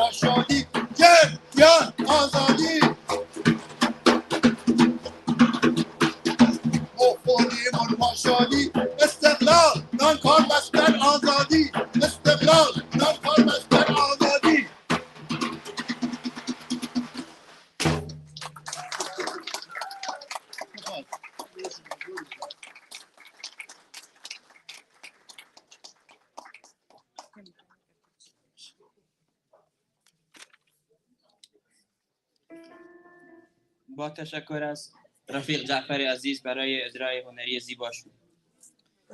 عزیزان، ضمن خسته نباشید و تشکر از شما. بعد از استراحتی کوتاه و صرف شام مراسم را با رقص و شادی به پایان میرسانم. میوانە بەڕێزەکان زۆر زۆر سپاس بۆ بەشداریتان، زۆر زۆر سپاس بۆ مانەوەتان هەتا ئێستا لەگەڵمان. بەم شێوەیە هاتینە کۆتایی بەشی یەکەمی مراسمەکەمان لە ساڵۆن. هاوڕێیانی عزیز خواردنیان ئامادە کردووە و داواتان لێ یەکەین کە فەرموون شام بخۆن و دواترە بە شای و هەڵپەڕکێ مراسمەکەی شۆمان کۆتایی پێدێنین.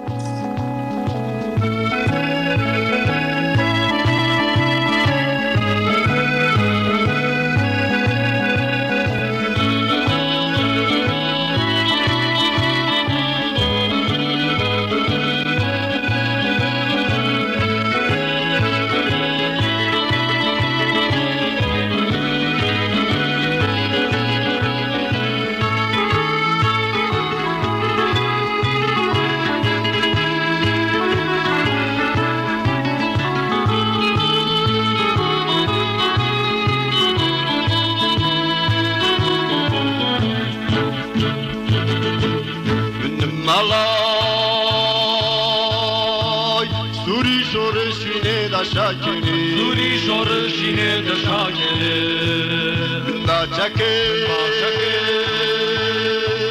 Lajra wala suram surudi ashnabuna wa mrubadus min dakhini Rubadus min dakhini Min malay Suri şorşine de şakene Zuri şorşine de şakene باچکه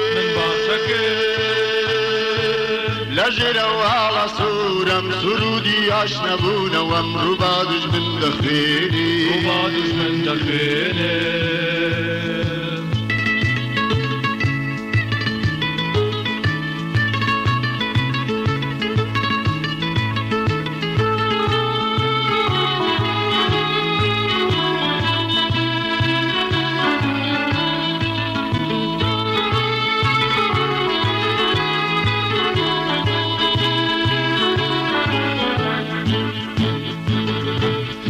مرگی و شیارم رگی سختم لریا چکی دست بیری مشکم مجده دوار روژی تیا Mujde da roji teja دژمەرگەی وشارم ڕێگەی سەختم لە ڕێیە شەکی دەستگیری مشکم مژدەی دوا ڕۆژی پێیە مندم مەڵا سووری شۆڕشی نێڵە شاکێنێ سووری شۆڕشی نوێدە شاکێنێ من باچەکەی لە ژێرەوە هاڵە سوورم سرودی ئاشنەبوونەوەم ڕووبا دوژمن دەخوێنێ ڕووبا دوژمن دەخوێنێ